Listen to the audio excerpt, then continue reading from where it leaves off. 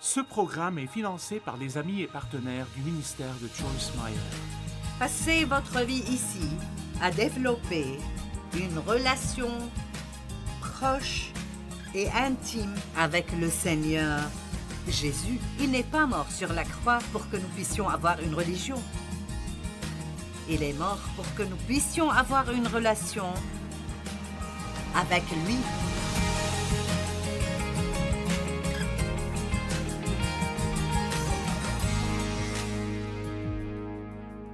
Nous commençons aujourd'hui l'Épître aux Philippiens. Je pense que vous allez apprendre certaines choses très précieuses.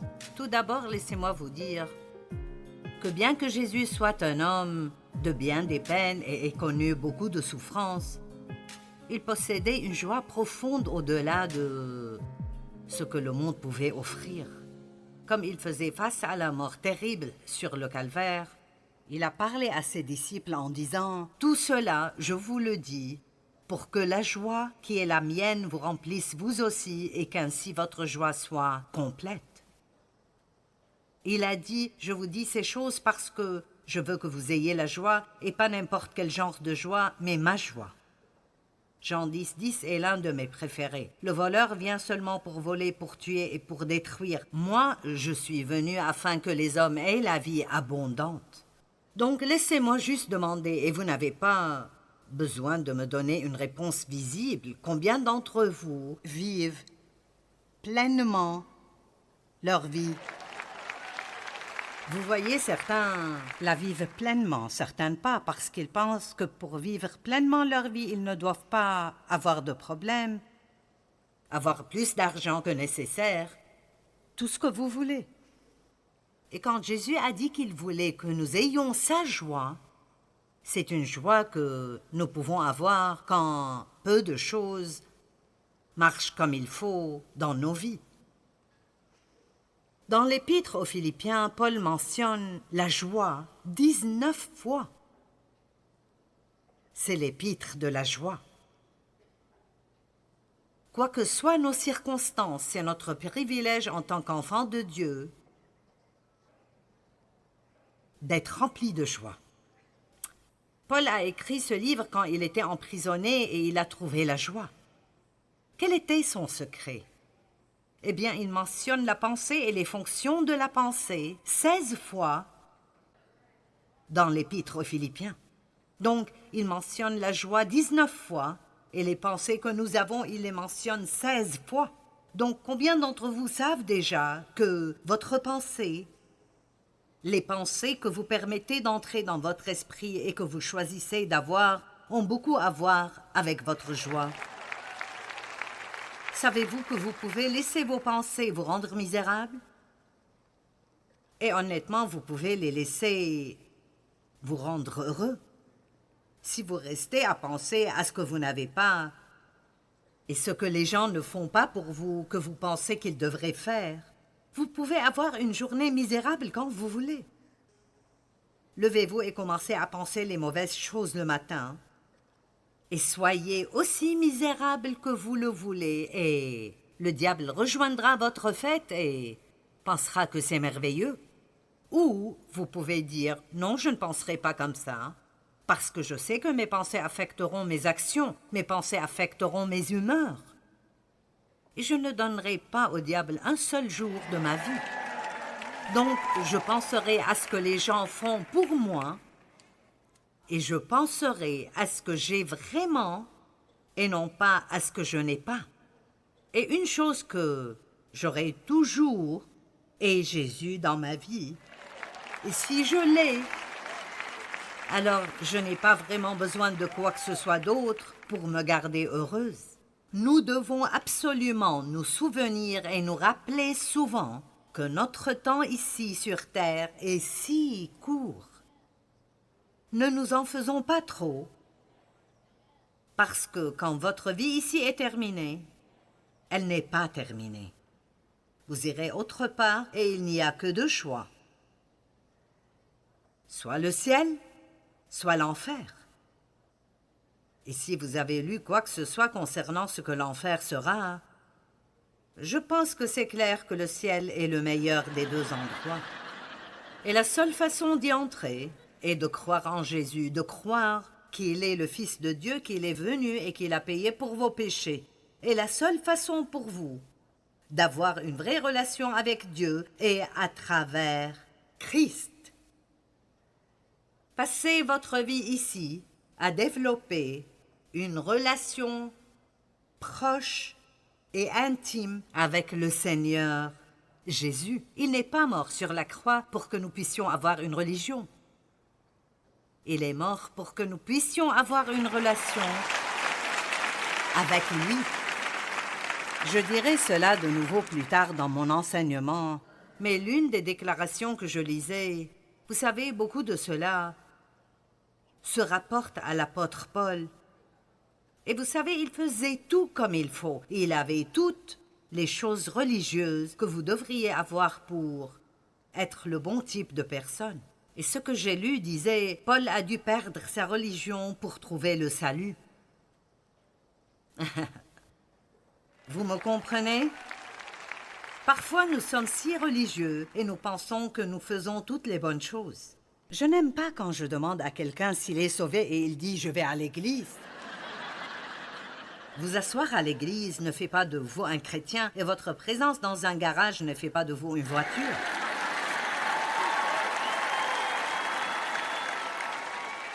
Donc nous devons le connaître et la chose dans laquelle vous devez investir si vous voulez vraiment connaître quelqu'un est le temps. Et vous avez besoin de plus que 45 minutes à 1 heure, une fois par semaine, ou 2 fois par mois le dimanche matin. Le diable travaille trop dur dans le monde, et nous devons nous nourrir de la parole de Dieu régulièrement. Combien d'entre vous ne veulent pas juste passer par la vie, vous voulez avoir la victoire? Amen. Et combien d'entre vous ne veulent pas juste aller au ciel, vous voulez prendre l'autre avec vous? Très bien.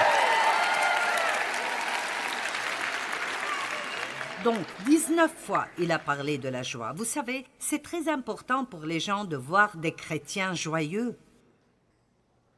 Nous devrions être les personnes les plus joyeuses sur la face de la terre. Et cela ne veut pas dire que nous devons passer notre journée à rigoler tout le temps. Mais nous devrions pouvoir avoir les mêmes problèmes que d'autres ont et quand même les gérer d'une façon complètement différente. Amen.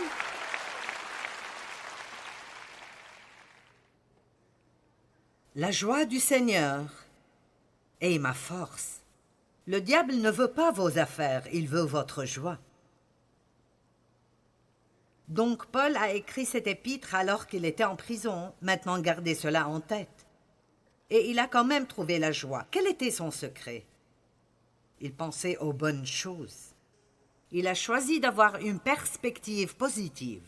Même les pires des circonstances ne peuvent pas voler votre joie si vous ne le leur permettez pas. Par exemple, quand vous faites l'expérience d'une perte dans votre vie, vous pensez à ce que vous avez perdu ou ce que vous avez toujours. Quand vous traitez avec les gens, est-ce que vous vous concentrez sur leurs faiblesses ou sur leurs points forts? La plupart des gens qui divorcent, ils divorcent parce qu'ils se concentrent sur ce qu'il y a de mal en leur partenaire pendant si longtemps que c'est tout ce qu'ils voient. Mais si vous pensez à certaines des choses que vous aimez, qui ont fait que vous avez voulu l'épouser, allez, il y a une femme qui est d'accord, je ne sais pas pour le reste d'entre vous.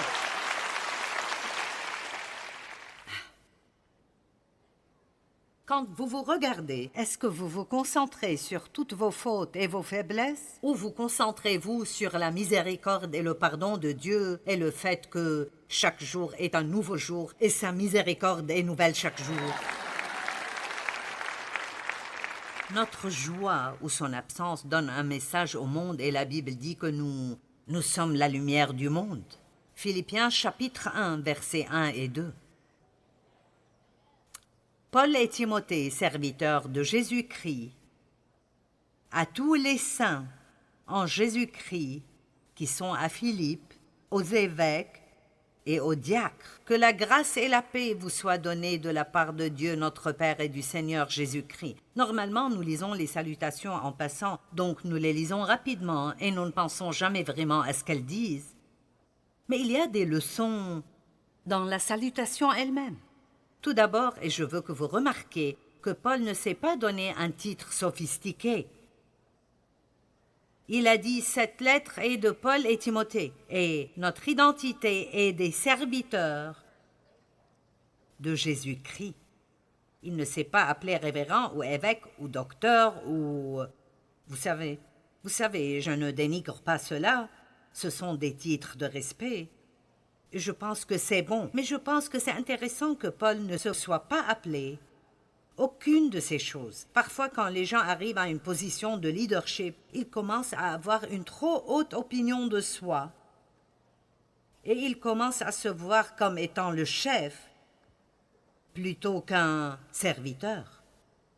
Et je pense que tous ceux qui sont dans une telle position devraient se parler intérieurement pour se rappeler que vous n'êtes rien sans Christ. Et vous êtes dans la position que vous avez uniquement parce que Dieu vous a mis là et il peut abaisser ce qu'il a élevé.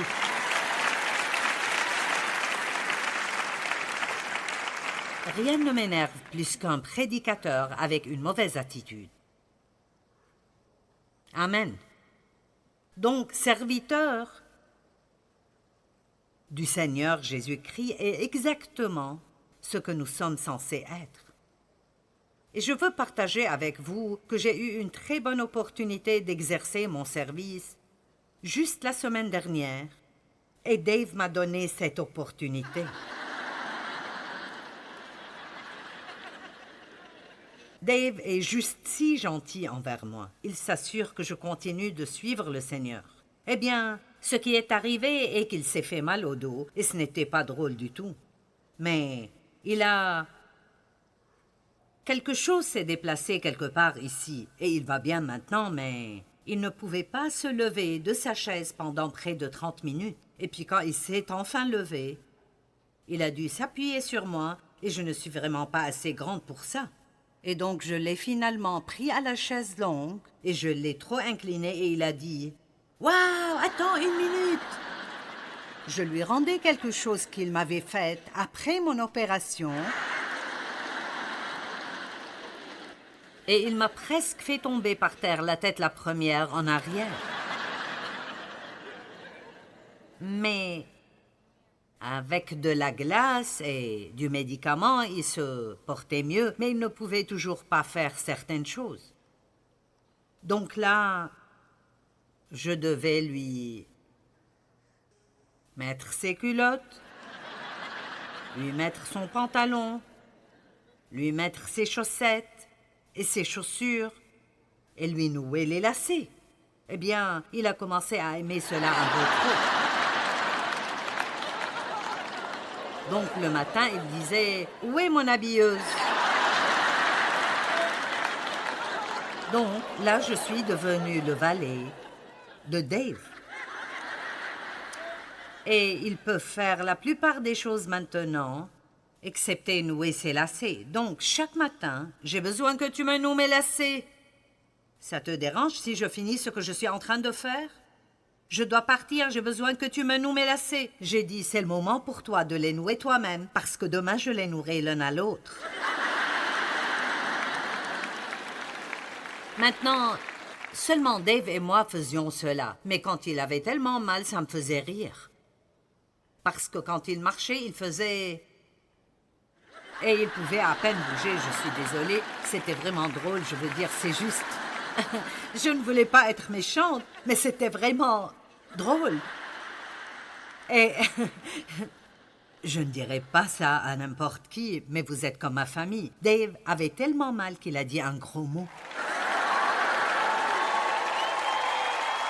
52 ans de mariage, je ne l'ai jamais entendu faire ça. J'ai appelé les enfants, j'ai dit, papa, dis des jurons.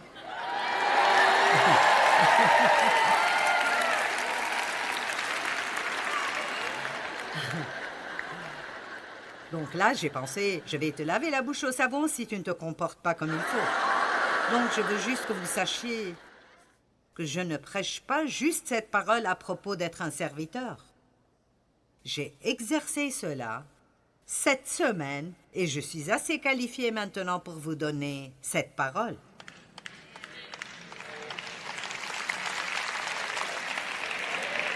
Maintenant, je veux que vous prêtiez beaucoup d'attention à ce que je veux dire aujourd'hui à propos des autres et d'aider les autres et de ne pas être centré sur soi ou concentré sur soi ou égoïste.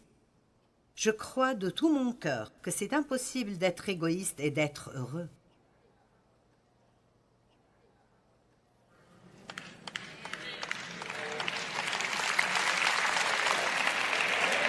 Et je sais, en tant que chrétienne, qui essayait tout ce que je pouvais essayer. J'enseignais une étude biblique, le leadership à mon église. Nous étions à l'église chaque fois qu'une opportunité se présentait et nous participions dans tout et je n'étais juste pas contente. Et je pensais toujours que c'était ceci ou cela. Et donc, quand je parlais à Dieu à ce propos, c'est étonnant ce que Dieu vous dira si vous lui demandez. J'ai dit, pourquoi ne suis-je pas heureuse? Et j'ai entendu la réponse clairement, tu es égoïste. Savez-vous que les chrétiens peuvent être très égoïstes et centrés sur soi? Toutes nos prières peuvent être centrées sur nos désirs et nos besoins. Si vous ne faites pas attention, vous pouvez même servir Dieu, supposément, mais juste dans l'espoir d'avoir ce que vous voulez. Vous n'avez pas pu obtenir ce que vous voulez tout seul, donc vous essayez de laisser Dieu vous le donner. Allez, serviriez-vous Dieu s'il ne faisait jamais rien de ce que vous voulez? Pensez à cela. Je n'aime pas cette idée de juste servir Dieu parce que nous avons des besoins et nous voulons qu'il pourvoie à nos besoins. Il veut pourvoir à nos besoins et vous devriez demander à Dieu de pourvoir à vos besoins. Mais je pense que nous devons nous assurer que ce n'est pas le centre de tout ce que nous faisons. Ce que nous avons besoin de faire est de prier, de demander à Dieu ce dont nous avons besoin et puis lui demander « Que puis-je faire pour toi ?» Qui puis-je aider aujourd'hui? Je veux vous défier de demander à Dieu « Qui puis-je aider aujourd'hui ?» Et après, attendez une minute et vous verrez le nom de quelqu'un vous viendra à l'esprit. Beaucoup de fois, pour moi, Dieu me mettra un certain nom sur le cœur et j'appellerai cette personne et je l'encouragerai. Juste, « Hey, je pensais à toi, j'ai pensé t'appeler et je veux que tu saches que tu fais un excellent travail. » J'ai envoyé un message à un type en Angleterre que nous connaissons parce que j'écoutais certains de ses trucs en ligne et je lui ai juste dit combien j'ai aimé cela et il me répond « Tu ne sais pas combien cela est important pour moi, spécialement parce que ça vient de toi et nous t'aimons tellement. » Vous n'avez aucune idée à quel point vous avez la puissance de changer une vie. Et je veux vous supplier aujourd'hui de ne pas penser à vous-même et de penser à ce que vous pouvez faire pour d'autres personnes. Voyons-nous comme des serviteurs. Vous avez l'air bien endormi. Combien d'entre vous pourraient-ils faire plus pour d'autres? D'accord. Eh bien, c'est le moment d'arrêter de juste enseigner des choses et de commencer à faire des choses. Amen? Donc, il s'appelle un serviteur. Mais vous ne pouvez pas servir Dieu et ne pas servir les gens. Je pense que ce genre de choses est une révélation choquante. Nous pensons que nous servons Dieu parce que nous venons et nous chantons quelques chants et nous mettons un peu d'argent et nous écoutons un sermon. Mais servir Dieu veut dire servir les autres. Jésus s'intéresse aux gens. Il est amoureux des gens. Amen. Paul savait quelque chose que nous devons reconnaître ici aujourd'hui, et il savait qu'il ne s'appartenait pas à lui-même. Il a dit « Je ne m'appartiens pas, j'ai été racheté pour un prix ». Vous savez, quand nous disons « nous sommes rachetés », ça veut dire que Jésus nous a rachetés du diable avec son sang. Littéralement, nous étions sous le pouvoir et la déception du diable qui menait nos vies, et Jésus nous a rachetés à travers sa mort, son sang versé et sa résurrection. Et la Bible dit, vous ne vous appartenez pas, vous avez été rachetés pour un prix. Mais je me demande combien de personnes pensent comme ça. Je ne m'appartiens pas à moi-même. J'appartiens à Dieu. Vous pouvez prendre vos propres décisions ou faire tout ce que vous voulez, mais si nous voulons vraiment être avec Dieu et avoir le genre de relation avec lui qu'il veut avoir avec nous, nous devons arrêter de penser que nous pouvons faire ce que nous voulons faire. Oui, vous le pouvez, mais vous n'aimerez pas le résultat. Tout ce qui importe est la soumission. Et quiconque veut un cheminement intime avec Dieu, je peux vous le dire maintenant, vous n'aurez pas tout ce que vous voulez. Et vous devrez rester heureux de toute façon. Allez, combien vous allez vivre?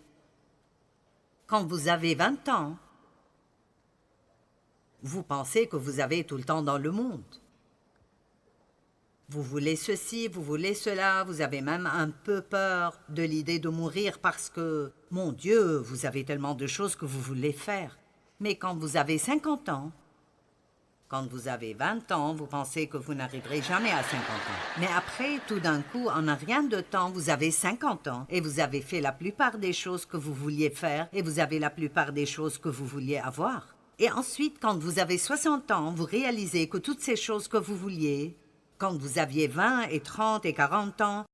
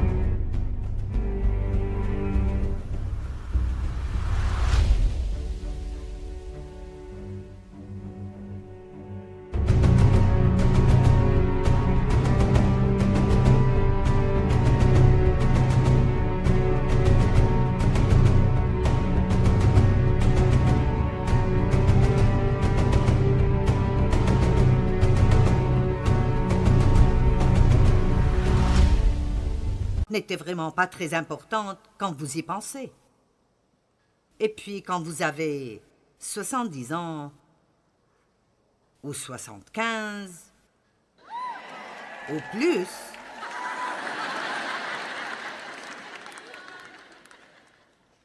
ma façon de penser a tellement changé. Je n'aime plus le shopping maintenant. Et je vivais en quelque sorte dans les magasins. Je revenais de conférence et immédiatement j'allais faire du shopping. Acheter plus de choses, plus de choses. Et maintenant, vous voyez, ces choses me dérangent.